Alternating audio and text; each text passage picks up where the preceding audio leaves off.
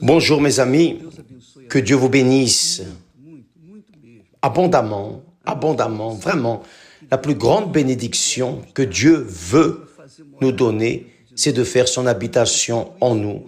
Et lorsque cela arrive, là, les cieux descendent jusque la terre, ou plutôt le ciel descend à l'intérieur de nous et fait son habitation en nous. C'est ce que Dieu veut, c'est la plus grande volonté de Dieu pour votre vie. Mais pourquoi est-ce que cela n'est pas encore arrivé? Pourquoi n'ai-je pas encore le Saint-Esprit? Non, mais j'ai le Saint-Esprit mais je parle en langue, mais vraiment ma vie ne correspond pas avec la présence de Dieu en moi. Je regarde ma vie et je vois un échec.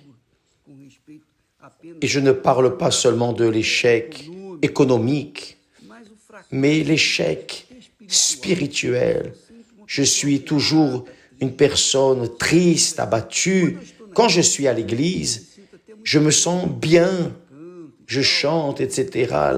La musique, on sent une bonne sensation. Mais quand je sors de l'église, après se passent quelques heures, et là, me voici de retour, encore vide. C'est parce que le Saint-Esprit n'est pas en vous. Vous n'avez pas encore été baptisé du Saint-Esprit. Et par conséquent, les cieux ne sont pas encore descendus jusqu'à vous. Et vous devenez une personne encore amère, triste, etc. Mais ne restez pas triste, non. La promesse continue vivante. La parole de Dieu ne revient pas vide à partir du moment où vous avez soif de recevoir le Saint-Esprit. Ce n'est pas seulement la volonté. Une chose, c'est avoir envie. J'ai envie de ceci, j'ai envie de cela. Une autre chose, c'est d'avoir soif, faim du Saint-Esprit. Et quelqu'un a demandé, évêque, comment est-ce que je fais pour avoir soif? Faites attention. La soif spirituelle, la soif à laquelle Dieu se réfère, comme le Seigneur Jésus a dit, que celui qui a soif vienne à moi. Cette soif, c'est la soif désespérée, le désir immense qui est au-dessus de tout ce qui existe dans ce monde. C'est ça, la soif. Oh, je veux le Saint-Esprit au-dessus de toutes les choses. Ce n'est pas seulement dire « je veux ». Non, vous devez véritablement vouloir. Vous devez vous livrer. Oh mon Dieu, je fais tout, je paie n'importe quel prix, je fais n'importe quel sacrifice, je fais tout, mais je veux avoir ton esprit. Ça, c'est avoir soif. Et quand la personne est remplie, revêtue de ce désir fort au-dessus de toutes les choses, alors il vient. Il vient de manière naturelle parce qu'il a aussi le désir de venir habiter en vous. Mais il ne peut le faire qu'avec votre permission. Si vous ne permettez pas, il ne peut pas venir. Mais évêque, je permets qu'il vienne. Mais ce n'est pas seulement permettre dans un vouloir, non. Mes amis, vous devez avoir soif.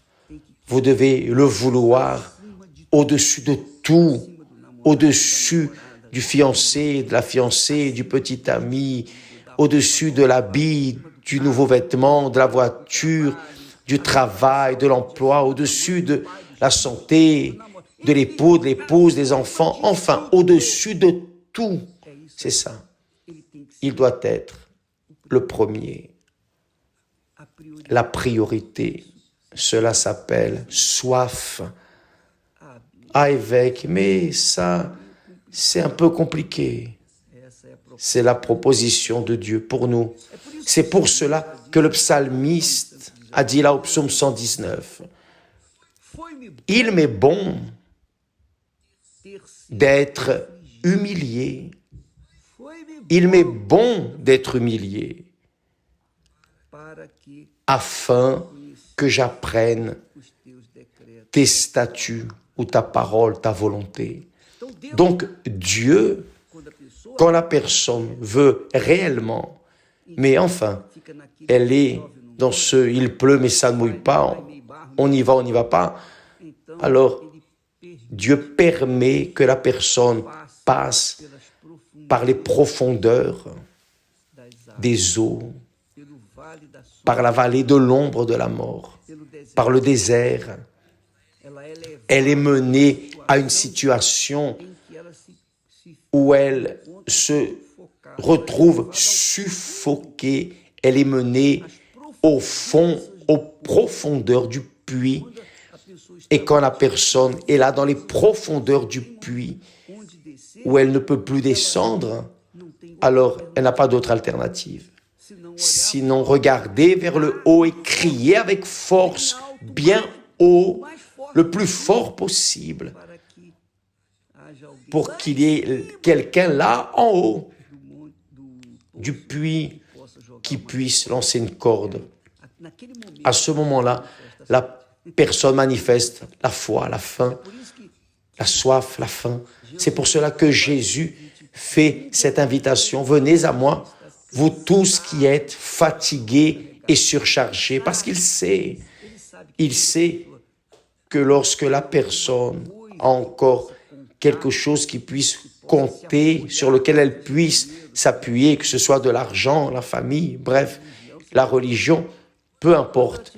Tant qu'elle a quelque chose sur lequel elle puisse s'appuyer ici dans le monde, elle ne va pas donner priorité au Saint-Esprit. Mais lorsqu'elle n'a plus rien, là est la raison de la campagne d'Israël. La campagne d'Israël est précisément pour ces personnes. Précisément pour cela, pour que la personne vienne se mettre, se jeter, lancer dans les bras de Dieu, de tout son cœur, avec toute sa force, toute son âme, au-dessus du mari, de l'épouse, de la famille, de tout. C'est tout contre tout. Dieu donne son tout à ceux qui lui rendent leur tout. C'est cela qui leur donne leur tout. C'est tout contre tout. Mes amis, apprenez cela. Que Dieu vous bénisse. Et à demain, au nom du Seigneur Jésus. Maintenant, tout à l'heure, je vais poster un témoignage que je veux que vous regardiez avec beaucoup d'attention, parce que ce témoignage,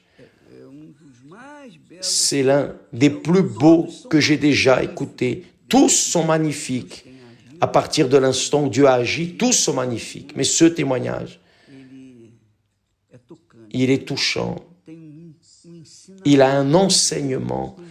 Il ne montre pas seulement le miracle, mais il montre un enseignement qui sert pour votre vie, d'accord? Plus tard, je vais le poster. Et vous restez attentifs, d'accord?